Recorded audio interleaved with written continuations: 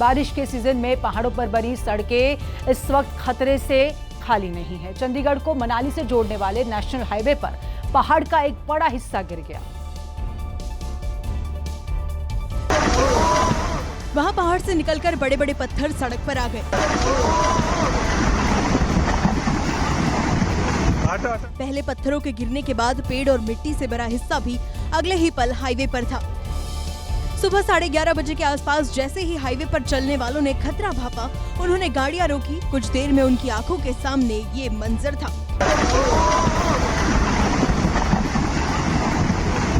सड़क पर पहाड़ के कब्जे के बाद हाईवे पर गाड़ियों की रफ्तार थमी रही। बारिश के इस सीजन में मनाली चंडीगढ़ नेशनल हाईवे पर भूस्खलन का खतरा बढ़ता जा रहा है।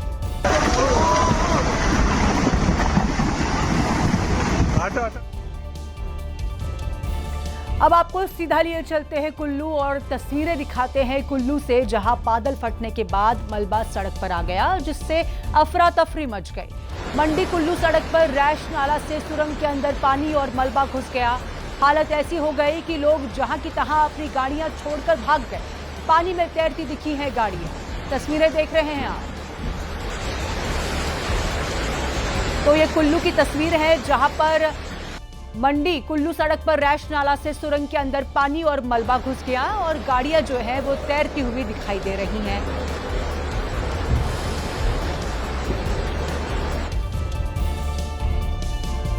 वहीं जापान के किरिशिमा प्रांत में दर्जनों गाड़ियां सड़क पर पानी में डूबती हुई दिखाई दी। जापान के कई इलाकों में भारी बारिश के बाद बाढ़ जैसे हालात हैं।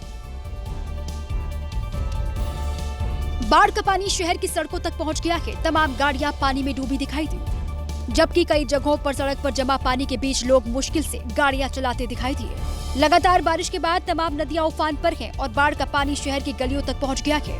लोग घरों में कैद होकर रह गए हैं। वहीं कुछ इलाकों में लैंडस्लाइड भी हुआ, जिससे कई मकान टूट गए। प्रशासन ने बताया कि बाढ़ प्रभावित इलाके में रहने वाले 3.5 लाख लोगों को सुरक्षित जगहों पर रहने को कहा गया है। वहीं उत्तरकाशी जिले में कई जगहों पर फंसे लोगों को बचाने के लिए हेलीकॉप्टर्स लगातार आना जाना कर रहे हैं। ऐसे भी कुछ लोग हैं जो गंगोत्री धाम के दर्शन करने के लिए आए थे, लेकिन आपदा ने उन्हें मुसीबत में डाल दिया है।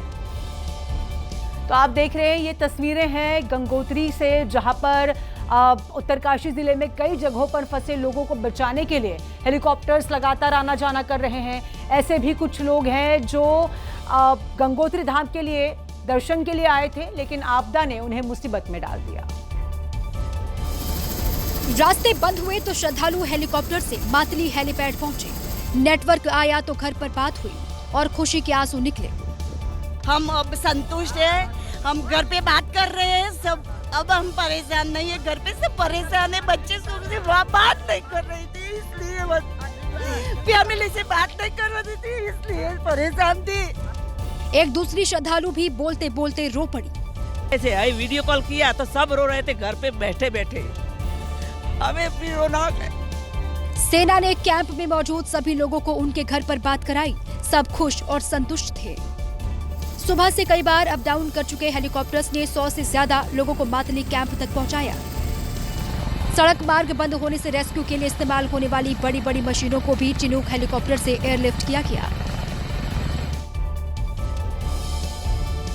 वहीं धराली तक पहुंचने का रास्ता आज भी नहीं खुला। जिस ब्रिज से टूटने की खबर हमने आपको एक दिन पहले दिखाई थी, वह अब भी नहीं बन पाया है। अब कहा यह जा रहा है कि आज काम पूरा हो पाएगा। देखिए, तस्वीरें देखिए आप। अभी के हालात ऐसे हैं कि बीच में नाले की पतली धार है और दोनों तरफ बंद पड़ी सड़क बनाने के काम में बीआरओ की टीम दिन भर से लगी रही। जो बीआरओ के जवान हैं वो किस तरीके से दूसरे छोर पर काम करते हुए आपको नजर आएंगे। जो बड़े बड़े पत्थर वहां पर गिरे हुए हैं उनको हटाने का काम किया जा रहा है। पुल बनाने के लिए इस्तेमाल होने वाले लोहे के स्लैब्स को अब बीच में लगाने का काम हो रहा है। 90 फीट के ब्रिज को बनाने के लिए नीचे बहने वाले नाले तक जाकर टीम ने काम किया। गंगनानी में इस टूटे हुए पुल की वजह से ही कनेक्टिविटी ठप पड़ गई। अब इसे बनाने के लिए सेना, एसडीआरएफ और बीआरओ की टीम एक साथ युद्ध स्तर पर काम कर रही है।